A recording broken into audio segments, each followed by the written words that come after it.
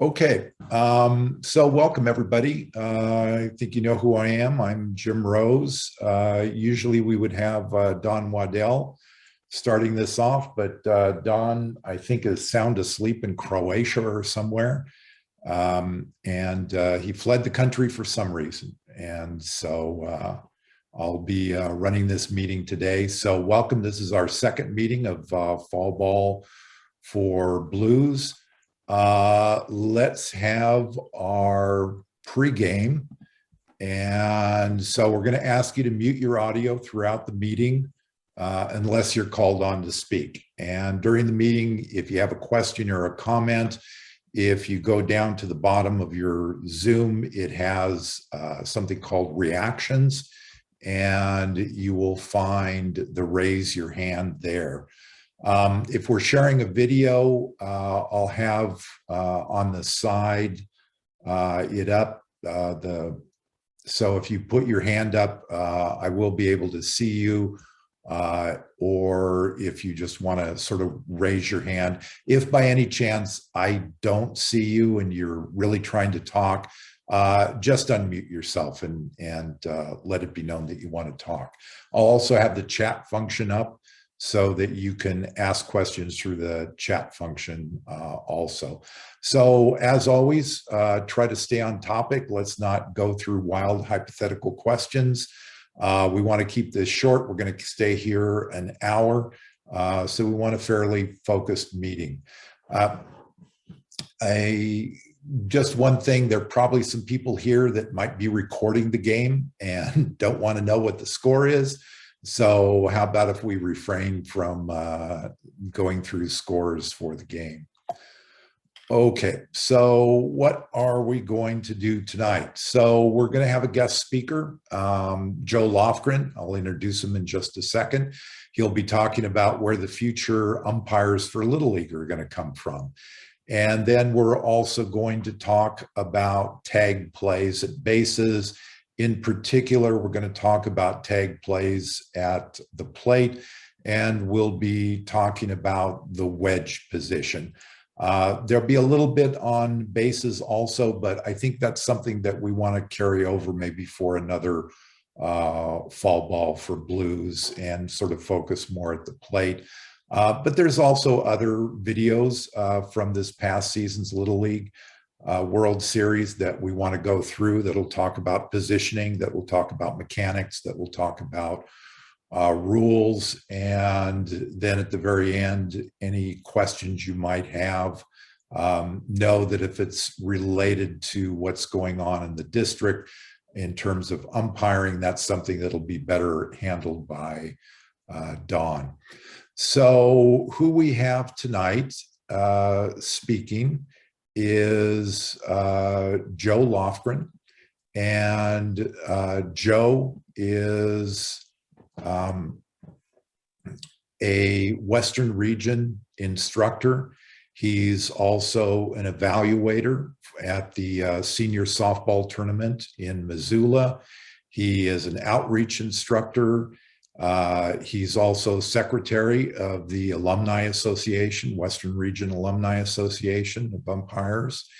And he also volunteers in many other areas. And so I think I wasn't here at the time, but I think a couple of years ago, you came down to District 4 and you helped us out with our mechanics clinic down here. So Joe is really just not only just a great guy, but just a wealth of Little League information and knowledge, and super volunteer. And many of us here have met him. And if you haven't, sometime in the future, you will definitely want to meet Joe and talk with Joe. So I'm going to hand it over to Joe right now, and he's going to talk about that question we all want to know, which is where the heck are the future umpires going to come from in Little League? Well, first of all, Jim, thank you very much for the intro and for the kind words. Yes, I did come down at a clinic you guys had. I made it, but my clothes did not. So it was quite an experience. But thank you for having me. And let's dive right into the question: where are the future Little League umpires coming from? That's been a great question, and it has a different multi-pronged answer to it. We're going to recruit the ways that we've no more recruited. The pandemic has hindered our progress into being able to recruit the normal channels, i.e. signups, tryouts, our base, our volunteer base, and so forth and so on. We've approached selecting folks from high schools and talking to high school coaches. So all those channels are going to have to be put back in motion after 2 years of inactivity. But I think the biggest push that you will see in 2022 and on in 2023 is youth umpires. That's going to be the low-hanging fruit where we'll be attracting umpires for Little League for a couple of reasons. One, we have noticed that our partners, MLB, is very intent on getting umpires, young youth umpires, into the system. They are also having issues with getting umpires for their ranks. What better way to cultivate is to start with youth umpires. So you will see an alliance, so to speak, between MLB and Little League affiliations throughout the country. This model was copied from, believe it or not, flag football and touch football, and it has different names in different parts of the country. But all these leagues were formed with the help of the NFL. So the MLB took notice and noticed that, hey, how do we attract youth? So one of the things they're doing, and if I'm correct, and hopefully that it will get started in the time they said they would, you will start seeing advertising and clinics for youth umpires with conjunction with MLB and Little League at different regions, part of the country. I can honestly say that one of the first tests of this relationship is going to be in the Seattle, Washington area with the use of the Mariners.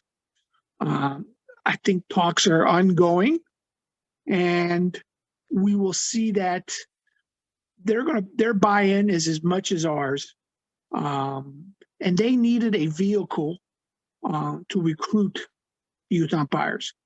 And to me personally, and I think the Western region, it has to come from the youth. I don't know about you guys, but every year I go on the field and umpire, the only person getting older is me. The kids are the same age, so nothing's changed. So being involved with youth and promoting a youth program is going to be imperative, almost necessary to be able to recruit. It's one of the prongs of your recruiting and where you're going to get your new umpires. Because along with that, the reason why I say it's so important is Little League International and Western Region has all the knowledge put together. It has all the programs, and we have the ability to teach. Like I've always said, knowledge is comfort. If you could take a young man, introduce knowledge to him, put him in a mentorship program, which again is a part of the training, and a young person mentors with an experienced umpire, they get some confidence, they get the knowledge, and they become more comfortable at something that they enjoy doing. So it becomes an avocation for them, not something they have to do.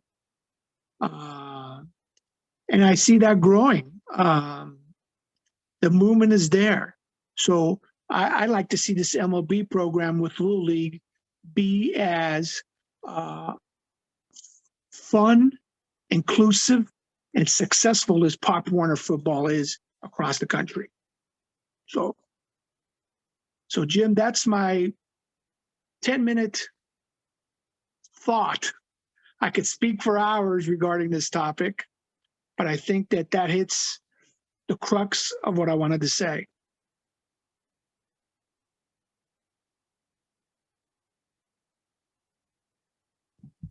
Folks, do you have any questions for Joe?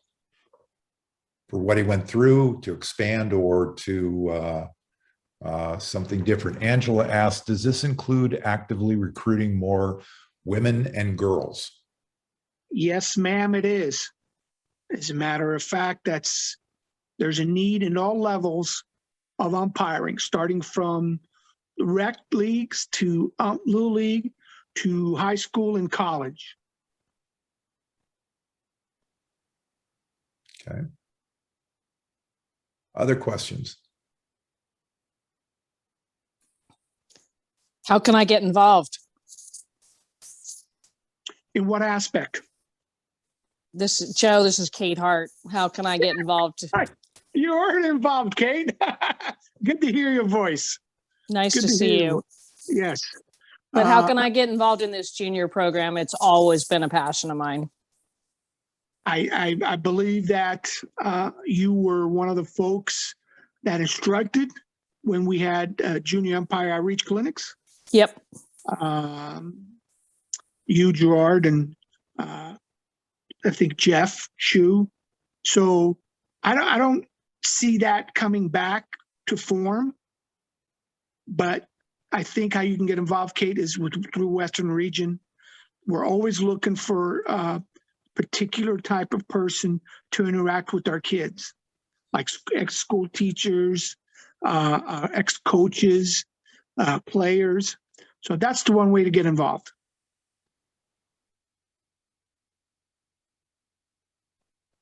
So if we focus on the youth, we obviously need mentors for that. And one of the things we're noticing is sort of a thinning of our, more experienced umpires. So it seems like those two things kind of have to go hand in hand. We still need to get those more experienced umpires, the adults also. How do we work getting those folks? Well, you should have those in your ranks, Jim. And I know they're thinning out because some of us are getting older. Some of us much quicker than others, me included. But we seek out the folks that have been with us in the system. We provide them the training that the West has. We get them up to speed. And what I mean, the mentors, and then assign them to the specific youth umpire. And to me, that's where the win-win happens, because it's like when I started 20-some plus years ago, somebody mentored me. And I remember I wasn't a youth, but I was old enough to appreciate a mentor. And kids look up to mentors, and they enjoy it. And remember, knowledge is comfort. The more knowledge you can put into these youth umpires, girls and boys, you will get someone who enjoys it. It's going to become an avocation for them. Okay. Ed, were you raising your hand, or? Yeah. Hi, Ed. Yeah. Hi, how you doing, Joe? Good. Hey, my question had to do with the same thing, the problem that plagues recruiting adult umpires as well, and that is that they have some kind of support from the leagues, especially from us as mentors, because we can teach them all we want to. We can teach them how to get through game situations. I lost Ed. Yeah, Ed, you're freezing up. Can you type your question in chat at all? Ed, you might want to turn off your video. That should help. Video. Yeah, your video's frozen. If you turn Can you off. hear me better now? Yes. Yeah. I did turn the video off. Okay. what it comes down to is, it's hard to get the adults in there because of some of the abusive behavior that comes towards us. But we can kind of deal with that in game because we're there. And I know there's supposed to be game coordinators at every game, but that's not being followed up on.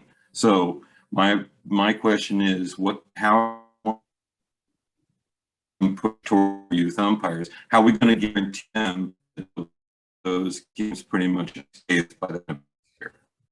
So if I'm understanding correct, that you're asking us, how are we going to guarantee youth umpires that they won't have the issues that we have on the field currently, and like we've all had? Again, showing them how to properly manage those is the correct way. And to have somebody there to show them is going to be important. The other is you need to have a supporting DA. You guys have Mr. Boat, who's fantastic. He supports you, what you do. He supports Don and his group of umpires. And that's how it starts. That's how you develop your mentorship program. And you continue and you protect the youth. They need to be protected from the bullies that are sometimes showing up at games. And just a side note on the game coordinators, more than half of the games at Noel Sol are covered by youth umpires. At least one, I would say about 40%, 2 umpires. And we instruct and give very clear instruction to our youth umpires that we do not start a game unless a game coordinator has been identified. If you don't identify a game coordinator, then we do not play. That's wonderful. That's the way it should be. Yeah, it's the best way. Okay, we have actually a couple questions that can go together. Angela is asking, why isn't Western Region starting the youth clinics again? And then Gerard, can this youth training be at the Western Region complex? Good questions. Why isn't it the Western Region? I think we're going to be blessed, knock on wood, I hope, that we will continue. We're going to start training again at Western Region. It's going to be a slow moving process because there's going to be some parameters. There's going to be some kind of hoops that we'll need to go through. Why hasn't the youth? That's been in the books, and that's been a discussion point on why it hasn't happened. I think we'll continue to push that. I've been blessed to have that is one of my topics to help Western Region with. And so we will continue to look at it. And Gerard's question was, why don't we have it? Or can it be at the Western Region complex? yes, it sure can, but maybe in a different format. And I think it all hinges to how to house the umpires, the youth umpires. That's going to be the issue. And how do we resolve that? We'll just have to see. Okay. Anybody else have any final questions?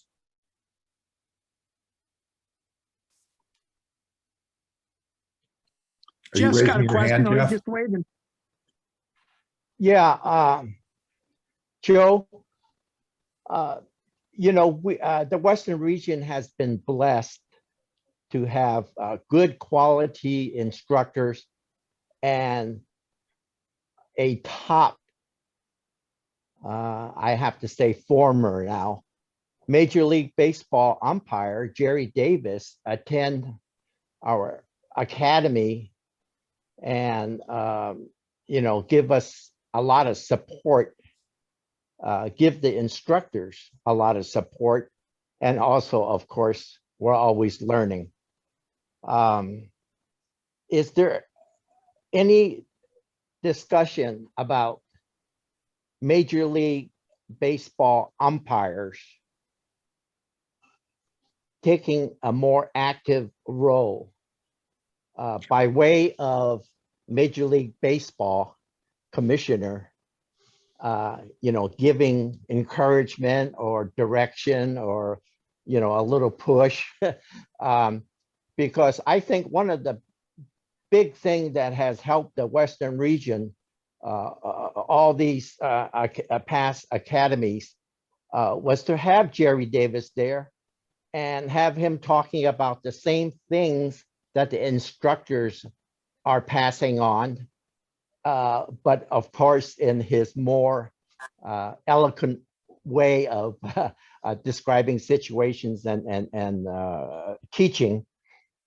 That would be great for all of the regions to, maybe have that one or two key Major League Baseball umpire in their area, Jeff, well put. I have to give kudos to Mark Bernstein for developing and nurturing that relationship with Jerry Davis. It helps that Jerry lives in California. I think Southern California, that helps a lot. Just like I developed my own relationships with Jim Joyce when Jim was umpiring, because he lived here, outside of Portland, Oregon. So Mark, kudos to Mark. But to answer your question is how do we get MLB folks involved? Their MLB within themselves, within their bargaining unit, developed charities. I don't know if you guys are familiar with it. Great group of folks. They do a lot for the communities that they're in. And one of the things they're involved with is going to be with this youth umpire clinics. And MLB umpires will be there side by side by Western Region instructors in the Seattle area, instructing youth umpires. So yes, they're involved. They know that it's important to Little League, and it's also important to them for their growth. So again, I like this partnership. I hope it can be developed, kind of grown a little bit, and who knows where we can go with it. So I'm just hoping that I've been working on youth umpire clinics for I don't know how long. And, last year I was so successful in getting a softball, clinic down at Western Region. I mean, we had the syllabus, everything ready, and then, well, you know what happened. So I'm just hoping that the youth clinics become available again. So great question, Jeff. Thanks. Thank you very much, Joe. Thank you, Joe. Thank you. Thank you for having me. Yeah. Jim, I think I took up all my allotted time. Okay. Well, thank you very much. And you left us with some hope here out of a sort of dark period. And it sounds like there's a lot of really interesting stuff that's going on that will take years to build, but at least it's starting. So, yeah. Thank you, Jim. Thank you for having me. And thank you, everybody that's on the call. I appreciate it. Hope you have a great holiday season coming up. Okay. Thank you, Joe.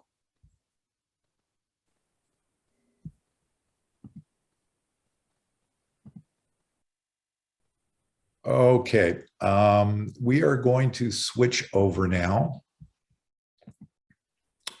to,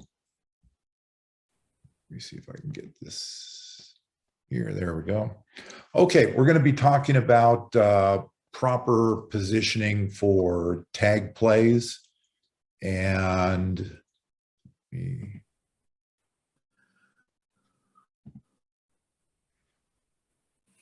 okay, we're going to be talking about proper positioning for tag plays, and we're going to be talking about the wedge. So this is actually some slides here that Don made up before he left. I changed a couple of them a little bit, but this is basically his handiwork, which is always good stuff. So the best thing to do is sort of begin with just sort of talking about a tag play and just knowing what we're responsible for. How do we define it? So if we look at Rule 2 of a definition of a tag, There are two kinds of tags. One, a tag is the action of a fielder in touching a base with the body while holding the ball securely and firmly in the hand or glove. So this is the play that we have at first base. When the ball's thrown to first base and it's a force at first, the fielder is tagging a base. So a couple things to emphasize here: action of a fielder in touching a base. That means that the base actually has to be touched. It needs to be touched with the body. And here there is no distinction about what part of the body. A fielder can touch that base with their forehead if they wish. Absolutely not recommended, but any part of the body touching that base. They must hold the ball securely and firmly in the hand or the glove. And we'll talk a little bit more about that in a second. The second kind of a tag is to tag a runner, the touching of a runner with the ball or with the hand or glove holding the ball. So this is anytime we're going, and what we'll be talking about with, we'll go into a lot of swipe tags at home plate and talking about the wedge, and that's where this is going to come into play. So the runner must be touched with the ball or the glove or the hand holding the ball. There's also references to tags in Rule 7, the runner. So they're sort of interspersed within the rule book. So let's talk a little bit more about this, and then we'll go on to talking about the wedge. So when we're going to determine whether a tag has been made or not, one of the first things we have to decide is, did the fielder have secure control of the ball? So unlike a catch, voluntary release is not a requirement of a tag play. So you know that when we have a catch of a fly ball, we need that voluntary release to complete that catch. We don't need that with a tag. So if we're looking at the tag of a runner, if we look at the rule instruction manual, which we call the RIM, it states that the ball must be held securely in either the fielder's hand or glove, touching the runner throughout the play. So that's actually a little bit vague here. What does it mean of throughout the play? And we'll actually have a slide later. If we don't get to it today, we'll get to it at our next one that will be able to speak about that. What does it mean to have secure and control throughout a play? When we're tagging a base, the rule instruction manual gives us this added information. Voluntary release can be an indication of firm and secure control of the ball, but it is not a requirement. So basically, this is all we get from the rule and all we get from the rule instruction manual. So we need to make sure that there is secure control of the ball. What else do we need to know? Was the tag properly applied or not? And this is of a tag of a runner. And what we must be conscious of is if that player was tagged with the glove, was the ball in the glove or was the ball in the bare hand? Just by touching with the glove, the ball in the other hand, that is not considered a tag. Likewise, tag of a base, was it proper or not? Did some part of the body actually touch the base? And that is the requirement. If the foot is an inch off, if the foot is pulled off before there's secure control, then we do not have a tag of a base. We also need to be thinking about, did the runner beat the tag to the base, or did the catch and secure control and tag at the base by the fielder, did that happen before the runner reached the base? And we also need to know, was a tag an appropriate play? In other words, for tagging a base, We would do tagging a base if it's an appeal, leaving early, for example. If it's a force play, and again, that's our bread and butter if we're U1 at first base, but also a tag of a runner, and that is, did we have a live ball situation? Was the runner off a base? So there's a lot of things we need to be thinking about in a tag, so we need to constantly think of those things. So Don wanted us to talk about the wedge today. This is a slide that's taken from something that Jeff Fries, who's been an instructor at Western Region, developed. Know that there is no hard and fast, correct, incorrect idea of the wedge. If you talk to various umpires, they will give you different recommendations on what to do. For example, even in our Western region, this doesn't include what Kevin Sullivan teaches, and I'll mention that in a little bit. If you go to the Midwestern region and you go to Stu Hartenston, he will have a little bit of variation of this. When Stu Hartenston spoke during the COVID times, when he gave one of the Zoom clinics for Little League International, and he talked about the wedge, Rawlings was very clear in saying that this was just one way of teaching the wedge, and that it can be taught in different ways. So we're going to start with this. So let's talk about what the wedge is by definition. So the wedge is created by the point at which the tag is applied to the runner and the area the umpire needs to be so that she is at a 90-degree angle between the tag and the runner being tagged. So the whole point of the wedge is we want to be able to see that spot where the tag is applied to the runner. We want to put ourselves as the umpire in the absolute best position to be able to see that. And what we want is a 90-degree angle to be able to view that. Can you see my cursor move around here? Anybody? Yes. Yes, thank you. So here is that space. Here is that. We have a runner here. We have a catcher here. This is that space where the tag is going to happen. This is where we want our 90-degree. Here is another example of it. Here is that 90-degree angle. So with a tag play, inevitable at the plate, the umpire must be on a string.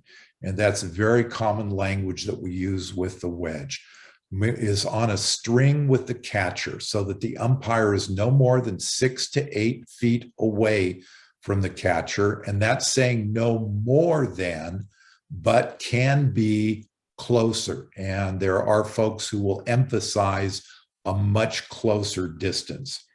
If the catcher moves, the umpire moves with him or her. So the whole philosophy of the wedge is we as umpires are not going to be stationary. We're going to be moving, and we're going to be moving with the catcher. As the catcher moves, we move. We're on a string with that catcher. So as the catcher moves, the umpire stays in a position just off of the catcher's plate side hip. This will keep the umpire in the wedge area. So what do we mean by that? Well, here we have an example of a catcher. This is the catcher's plate side hip. This is where we want to be, not on the other side, but we want to be on that plate side hip. So this is why this umpire is here. Now we look over at this illustration. We have the catcher. Now the catcher's plate side hip is here, and we've stationed on this side of the catcher, not on the opposite side. If the umpire is not within the wedge as the play occurs, as the tag of the runner occurs, there's a good chance that either the runner or the fielder will block the umpire's view of the tag. So one of the key things we're teaching with the wedge is not to get straight lined, not to be behind the catcher and not be able to see that tag being made. So we're always fighting. We're always fighting for that spot where that tag is going to happen. We're at that 90-degree angle. We don't want to be, for example, over here where we're straight lined. We cannot see that tag happening. So working the wedge area puts the umpire in a position to be 90 degrees from the tag as the tag is applied. So we're always fighting, we're always moving to achieve that 90-degree angle. In most cases, the umpire is moving as the play develops, even as at the point the play actually happens, we, in many cases, are still moving. So we're always fighting for that 90-degree view of that tag. Now, for some of us who were trained many years earlier, the wedge sort of runs a little counterintuitive to what we were taught. Also, many times the wedge is a little bit different than what we as umpires have developed as habits, bad habits over time. So we need to sort of break with that thinking. We need to break with those habits. So what are some of those? What are some things that umpires are not used to? Getting so close to the catcher and the play. We're going to see some videos of umpires very close. I don't know about you, but when I was trained early on, I was taught, don't get too close to the play. It can explode on you. So you always want to keep that 8 to 10 feet distance back. Well, the wedge theory is teaching us we actually need to get closer many times to the play. Not always, but at times we do need to get closer. We're also need to break with our notion of to call a play around home plate. Again, the way I was taught, we are to be in foul territory. Sometimes the wedge takes us into fair territory. We shouldn't be afraid of going into fair territory. And also, we've also generally been taught we want to be stationary when the play happens. That whole notion that we are a camera, and if you move a camera when you take a picture, it's going to be blurry. So we want to be still. What the wedge is teaching us is that even as that play happens, sometimes we are still moving. That doesn't mean we're trying to keep our head as stable as we can. We absolutely are. And I think from the videos we see, we'll see umpires really doing a good job of that. So these are sort of tendencies that umpires need to get over. And what I also said about tendencies, I can tell you right now, one of my tendencies, I will always go, not always, but I have a tendency to go first base extended right to this area right here. Why? I was trained at Martinez. If any of you umpired at Martinez, you know we have a very short backstop there. And so there's a natural tendency to sort of come out and to go one way or the other. What are a couple things not mentioned here? One thing is not mentioned is where do we begin the play? Where we ideally begin the play is point of plate, which is about 8 to 10 feet, no more than that, absolutely. Behind home plate, if we were to draw a straight line from second base through the pitcher's plate, through home plate, and extend it back into foul territory in back of home plate, that is where our point of plate will be. We're reading the play. We're deciding if there's going to be a play at home. We're deciding whether the ball is going to beat the runner, whether the runner is going to beat the throw. So we're deciding all of that. We're figuring out the position of the catcher, and then we're starting to move into our wedge area, and then we're constantly fighting for that wedge. Hold on 1 second here. Okay.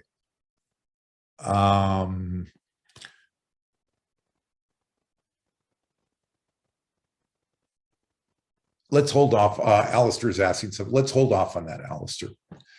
Okay, so do you folks have any questions about it, but more importantly, any comments, especially those of you who are more experienced umpires, if there's anything you want to add to this?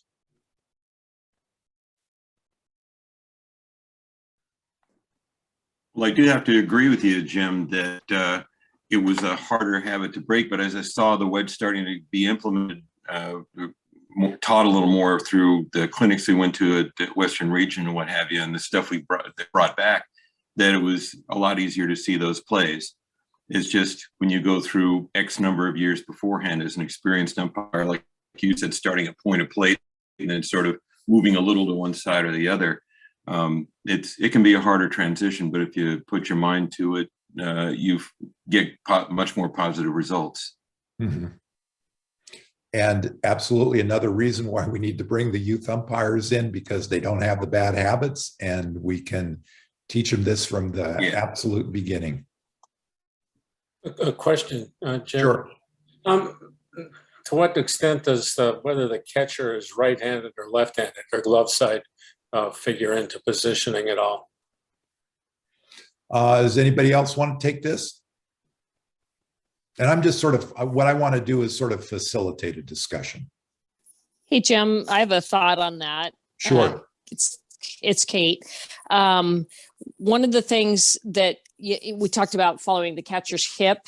Another way to think about it is following the catcher's elbow. So if they're right-handed, obviously you follow the elbow on the right side, the left side, and vice versa. But it's maybe one way to think about it. If you've got a left-handed catcher, just follow their elbow because it's an extension of their glove. It's going to tell you where they're going to go. Okay, good point. Any other questions or comments before we get going on some videos? And yeah, as far as positioning, with catchers being right-handed or left-handed, I was taught that you should position yourself between the plate and the catcher's hip that's closest to the plate. So if the catcher is up the third base line, you would be off his right hip. If he was up the first base line, you would be on his left hip. Doesn't matter what hand he throws with. Is that correct? Go ahead. Was that correct? Hold on 1 second here. What are you seeing right now? Your face. Oh, okay. Not what I meant to have happen. You'd think I would have mastered Zoom by this point.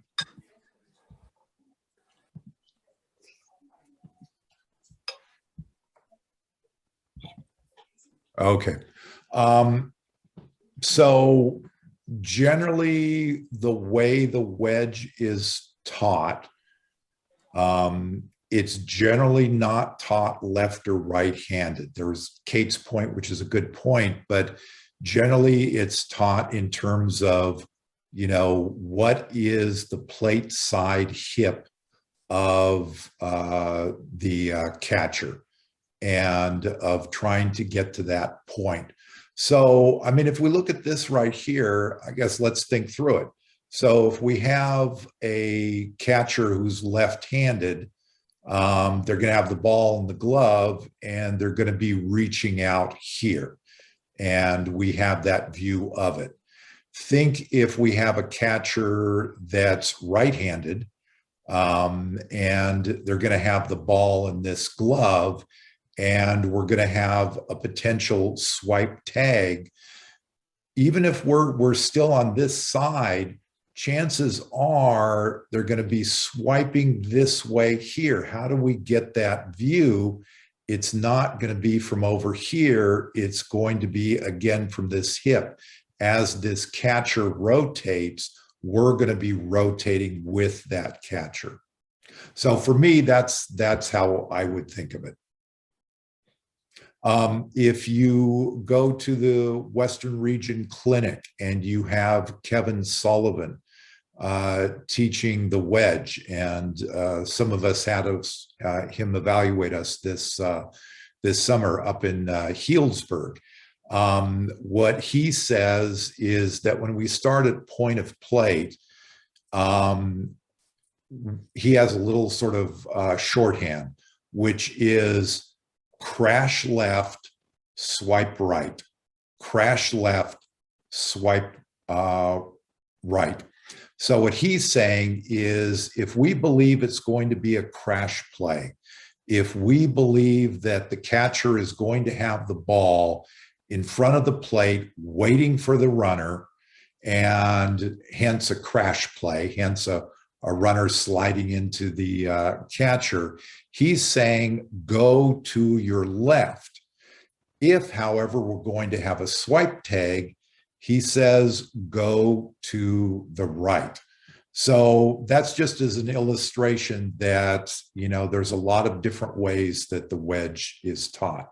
How about if we get into some actual plays here and get an idea of this. Okay, you're seeing a Major League Baseball game right now, right? Yes. Okay, so let's watch this. To short right field, Reddick coming in. There's the catch. Suzuki tagging. Reddick's throw to. So here's that umpire working the wedge. Save, he got a hand in. Late side hit. What a great slide right here by Suzuki. Notice he's moving with the catcher. And he touched the plate. But his head is fairly stationary.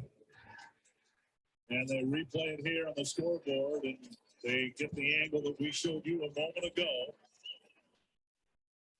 And so now confirming the run was scored, the game is tied, and Mauer will come to the plate with the winning run at third.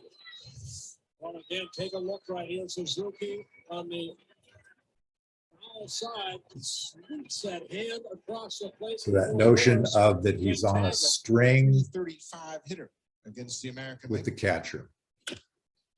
Base hit to right field. One run is in. They're waving Holiday. Here's the throw from Bautista. It is in time. Mike Matheny quickly out of the dugout. From the replay right here, first pitch swinging Alan Craig right into right field. Here goes Bautista. Charges, and he's been so accurate this year. And one of the things is there are two sides to the wedge. One hop to Navarro. So here we can see the best position for that umpire to see that play is getting into fair So territory. Matheny returns to the dugout without asking for the review. Quick swipe tag by Navarro. He got him on the back before he touched home. Mongolia has 212 doubles. He had 3 away from the all-time leader, Carl Crawford, who has 215. There's a base hit to left field. Jennings scores. Zobrist is coming home. Here's the throw from Gardner. Here's the play. He's out. Third base coach, pretty aggressive. Gardner comes up clean. He's got a good arm. Aggressive.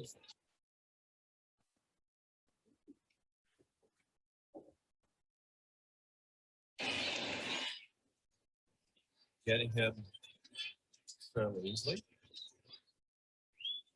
So again, There you go. On the plate side hip, Mercedes-Benz try. moving with the catcher on a string, I say aggressive. Ben's over. close to the play. Even at third base.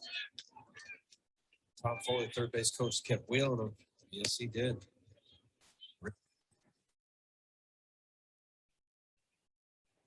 Line drive, center field, base hit. Teixeira's being waved home. Here comes Kiermaier's throw, and it is In time, they got him. Good tag by Bobby Wilson. Here's another look. Wilson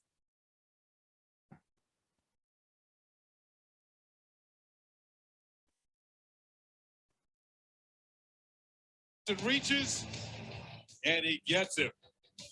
Dan Iasonia with the call. The tag on the upper left leg. And then, of course, the timing, looking up, make sure Be very secure surprised if control this of is the overturned. ball. I would too.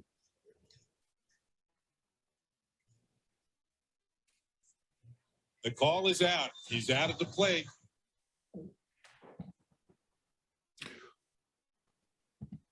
Okay, let's look at a few more plays here. And now let's get actually away from Major League Baseball. Let's get to Little League and watch some of these umpires. Some do it very well, some not do it as well. So here we actually have Jeff Freeze, who's on the plate here.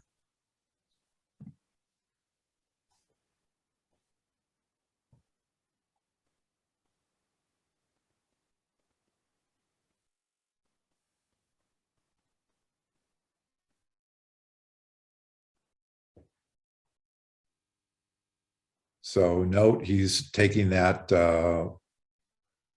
plate side hip, moving into foul territory, close to the play.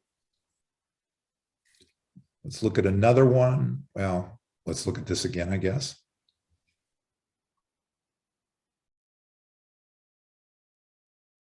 And if anybody has a comment here, just please chime in. Okay, this is from the Northwest Regional Championship. Waited on it, bounces it right off the second base bag and into center. Cherry coming home, the throw by Anderson to the tag, gets him. Throw to third, play there, safe. Cherry coming around, watch this throw from center field. It's a great play all around. Fields it, gets a throw on its way. How about Brackenridge right in front of the plate? And then the ability to get up and fire down to third, the presence of mind. Talk about being one of the best catches in the state. Great play right there. So you can see he was moving with the play, but if you watch his head isn't moving back and forth, but is staying fairly stationary there. He's moving with the catcher. He's on that string. Here was an example where he's not as close to the plate. He's more like that 6 to 8 feet away. Any questions or comments?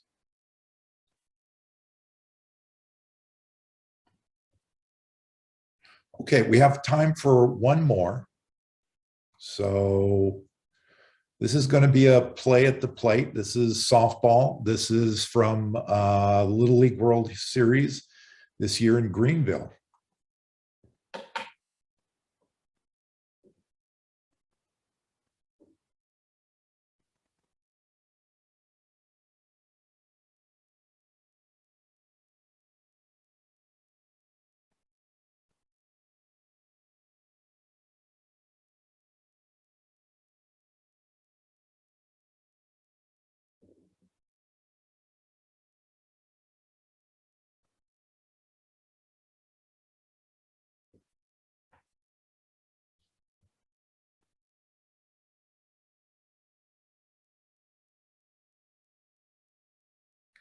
Okay, comments about that one?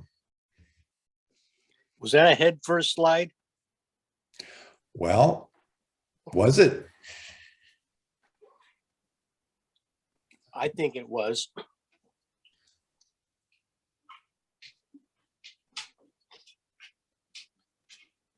So was she stumbling to home plate? No. Was she tripping to home plate? No. Was she crawling to home plate? No. And she seemed to lead with her head. So although the rules don't actually say what a head first slide is, I think Jeff Shue makes a good point when he says Well, it's leading with the head. So take away the head first slide. Let's say this was juniors or seniors where it's legal.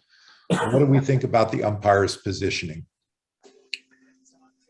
I personally think he could have fought more to get a little bit more towards first base to get in between the catcher and the plate. I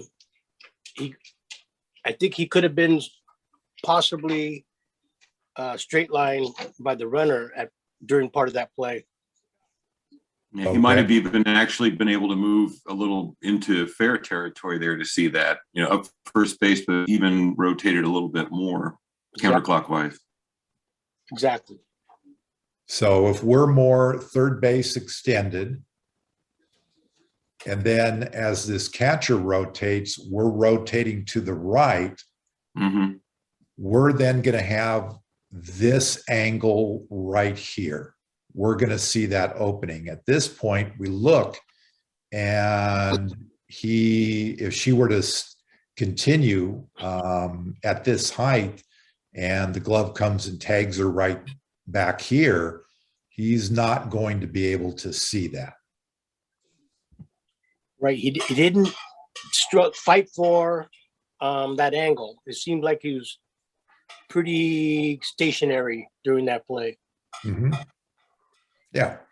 So this is a case where we have a swipe tag, and if he had come right here, you have that view right there. Remember, there's always two sides to a wedge play. This would be the other side, but that's going to be very difficult to get to. And it wouldn't make sense really in this situation. So had he moved like that last umpire we saw over to this area, he would have had a nice view there. Okay, folks, we are to the end of our time. And so I want to remind you that we have two more of these this year, and the next one is going to be on Wednesday, November 17th from 7 to 8 p.m. It's going to be Zoom again. We will hopefully have Don back. He'll be done with his world travels. Remember, you have to pre-register. Please pre-register on the California 4 website. The links are up for this one, so please register. We won't have a World Series, and we'll come back, and who knows what we'll talk about. Maybe talk about the wedge on plays at the bases. Anybody have any final thoughts?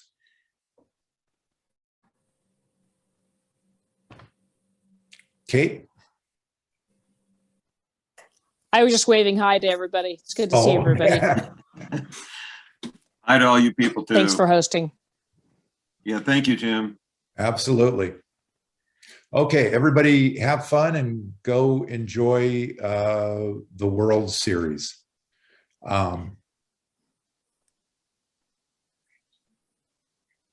Take care, folks. Bye, everyone. Bye. Bye. Jim,